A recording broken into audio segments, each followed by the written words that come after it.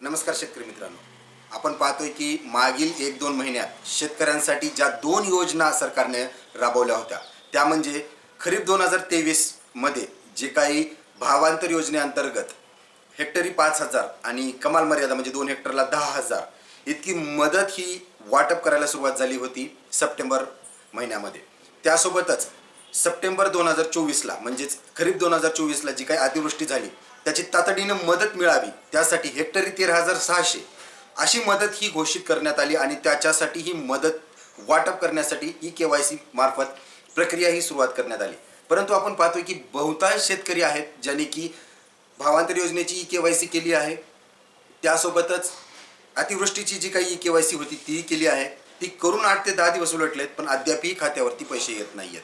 बऱ्याच साऱ्या शेतकऱ्यांना ही अडचण येते आहे की भावांतर योजनेअंतर्गत आधार कार्ड टाकल्यानंतर तिथं आधार नंबरच उपलब्ध नाही आहे किंवा तुम्ही पात्र नाही आहेत असाही संकेत येत आहे.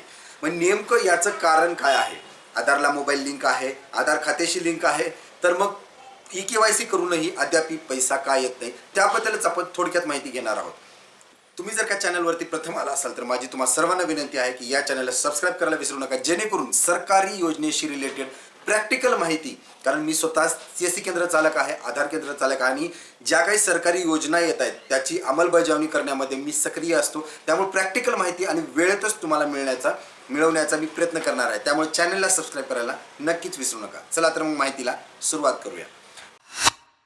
मित्रांनो, भावांतर योजनेअंतर्गत जी काही 5,000 हेक्टरी आणि कमाल मर्यादा 2 हेक्टर म्हणजे 10,000ची मदत असो किंवा खरीप 2024 मध्ये जी काही अतिवृष्टी झाली त्याचा हेक्टरी 13,600 रुपये लातूर जिल्ह्यासाठी आहे आणि प्रत्येक जिल्ह्याचं वेगवेगळं आहे.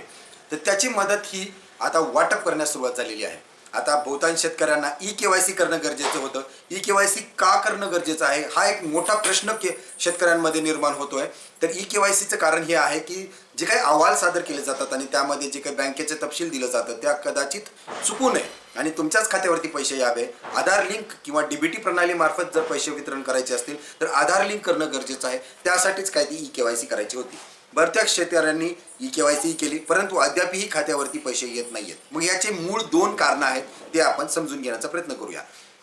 कारण नंबर 1, तुम्ही जर का अद्यापही PM किसानचे लाभार्थी नसाल किंवा नमो शेतकरीचे लाभार्थी नसाल आणि तुमचं खातं हे DBT एनेबल नसेल, म्हणजेच काय तुम्ही म्हणाल की मग माझं तर खातं आधारशी लिंक आहे, नियमित मेसेजेस येत आहेत पैसे काढल्याचे, पाठवल्याचे, टाकल्याचे, मग आणखीन काय पाहिजे?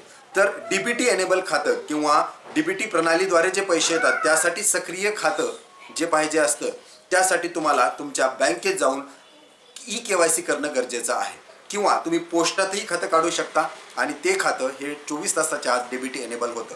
मग तुम्हाला काळजी घ्यायची आहे की तुम्हाला पाहायचं आहे की तुमचं खातं आधार कार्डशी लिंक आहे का नाही.